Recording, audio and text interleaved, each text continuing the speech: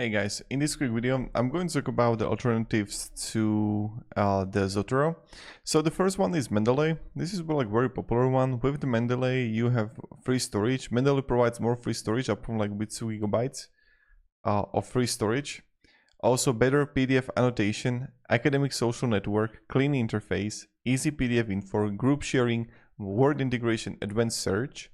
But on the other hand, it's owned by Elsevier, always developed independently. Mendeley was acquired by Elsevier, major academic publisher. Data privacy concerns.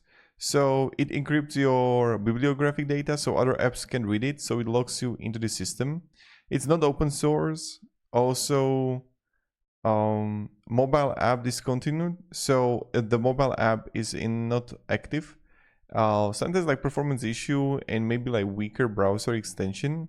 So that's kind of like what you can get with Mendeley. Maybe it's going to be kind of like beneficial to you. The another one is Jabref. So it's like 100% free and open source. Native bitback support. Also LaTeX editor integration, cross-platform, extensive database search. But when we're gonna go further, it's like LaTeX focused, best suited for LaTeX users, less ideal for word-only workflows, Java required, learning curve, no cloud sync built-in, less polished UI. Another one, the BitDesk. This one is kind of like, it's like a little bit limited. It's for Mac OS only, and it's also free and open source. You have like native macOS apps, PDF association, auto file management, instant search. So it could be like great. Then Kika, that's like also like interesting tool.